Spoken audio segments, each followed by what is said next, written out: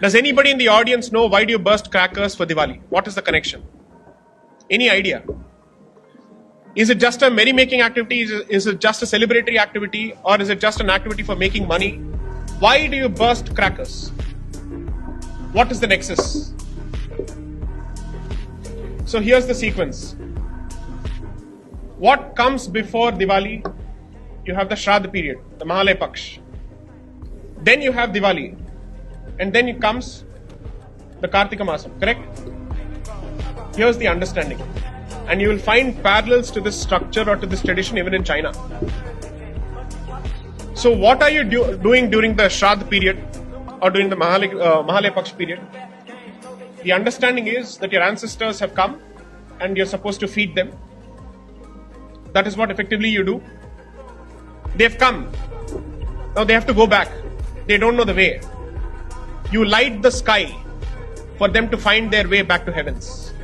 There is scripture after scripture after scripture that says that this is to be done. It's called Akasha Deepam.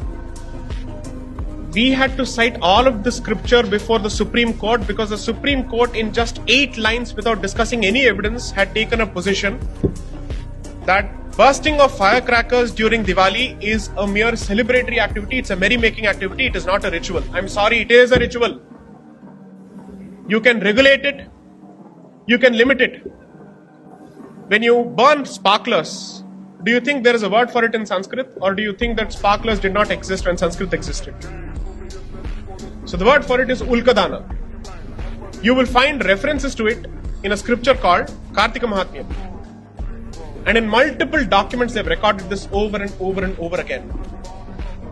Britishers have written, Indians have written, our scriptures say so. But we don't know. If somebody had approached the Supreme Court representing the rights of the Hindu community and other communities, there are any number of variants for Diwali. The Sikhs actually celebrate it as the Bandi Chhod Divas. That has a specific history. The Jains have a specific variant. Is it a coincidence that all these communities celebrate Diwali in one way or the other around the same period of time? Surely it's not coincidence. There must be something common to all of this. So considering all of this, what does it tell you? Your ignorance with respect to your own traditions is going to be used against you to humiliate you, to shame you, to call you a patriarch, to call you a chauvinist, to call you whatnot, until a point comes where you have decided to give up your identity altogether. Whatever is happening around you is not a struggle for resources, but it is a struggle for identity.